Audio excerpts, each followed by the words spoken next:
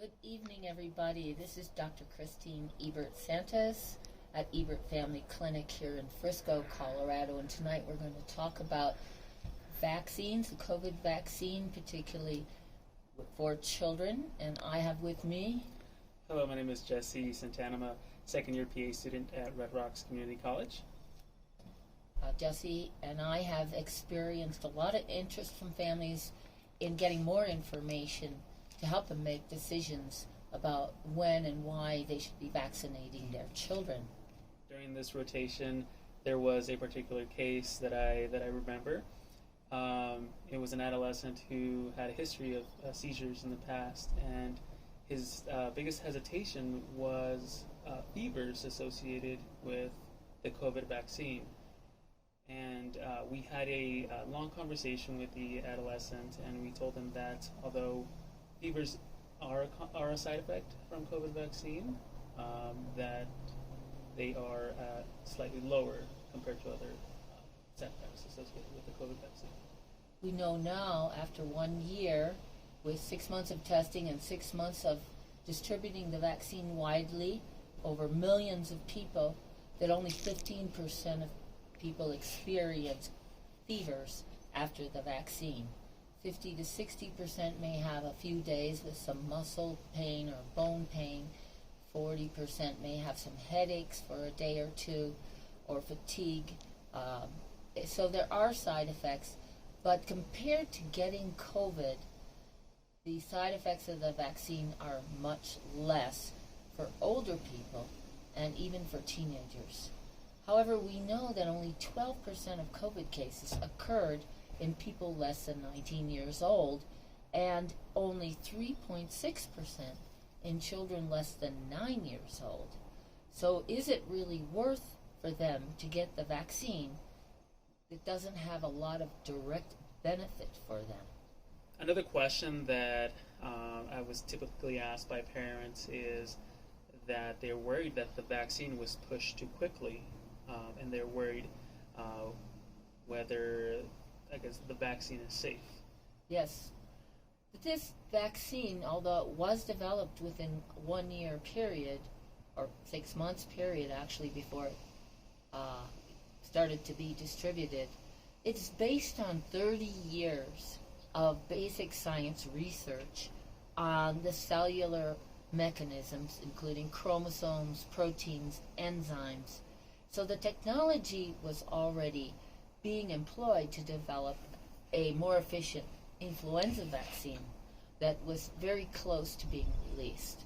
So there's no reason to believe that there will be unexpected side effects. Most vaccines show their side effects in the first few days or at least within a month. So long-term negative side effects are not expected from the vaccine.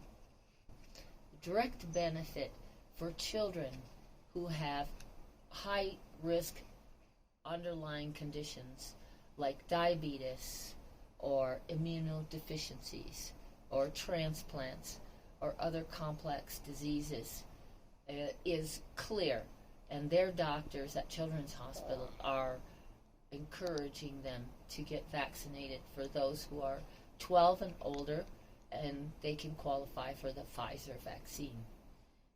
The indirect benefits are a little bit harder to evaluate, but one of the things that we see in our clinic all year with the pandemic restrictions is that young people are suffering greatly from mental health, anxiety, depression, and physical health, such as abnormal weight gain, deconditioning from lack of opportunities to be outdoors, and not being able to participate in team sports.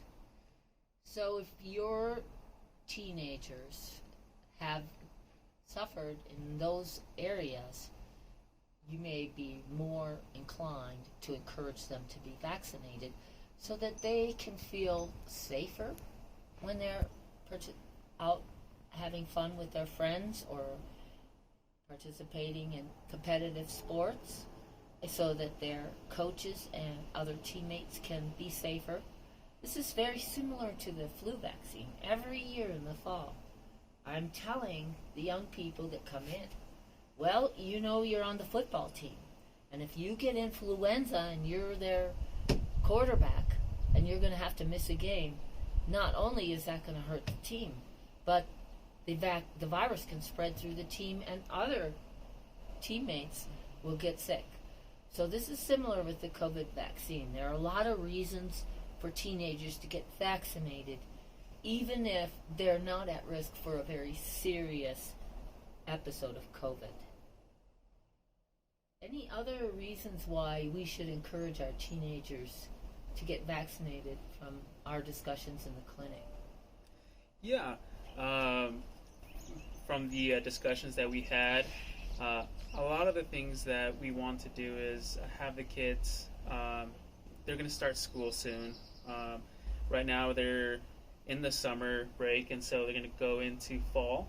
And so they're going to have a lot more contact with other students, and it's just encouraged to have the COVID vaccine in adolescents who can get the vaccine at older than 12 years of age because of that increased contact to decrease the infection rates. And we all know that in-person learning is much more effective for the majority of our children. I interview every young person who comes in for their physical, and I say, how did it go this year?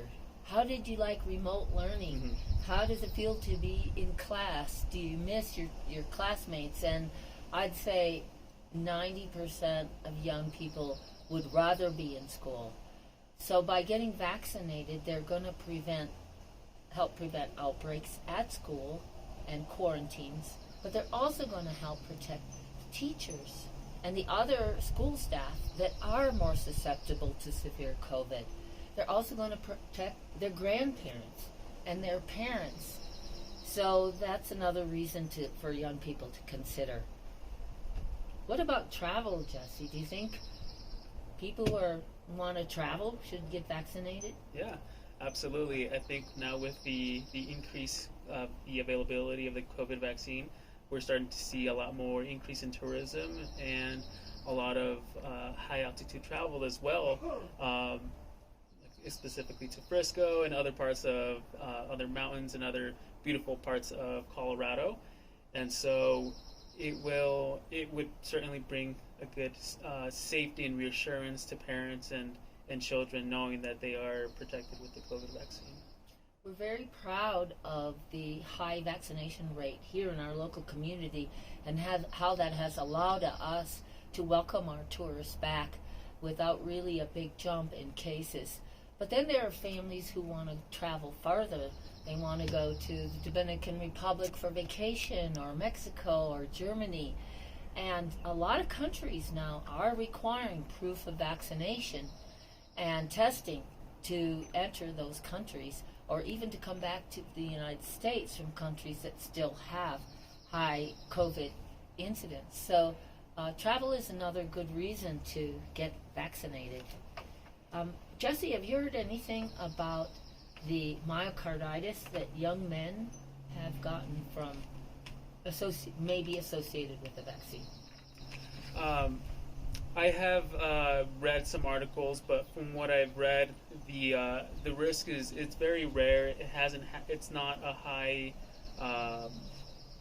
It doesn't have it's not higher in the terms of side effects that can occur from the COVID vaccine, but there is a risk, but it's very rare.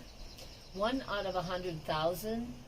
They're thinking, based on numbers from the Children's Hospital of Colorado, young men, teenagers and early 20s, develop a little inflammation of the lining around the heart.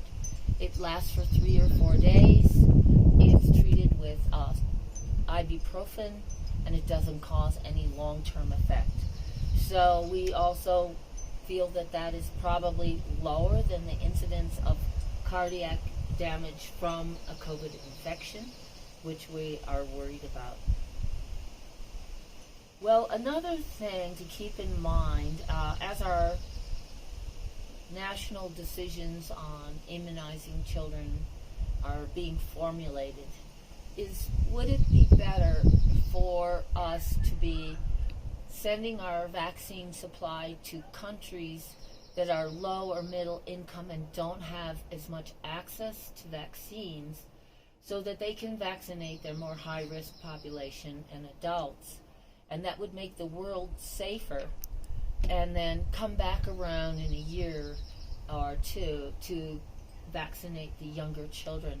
What do you think about that idea?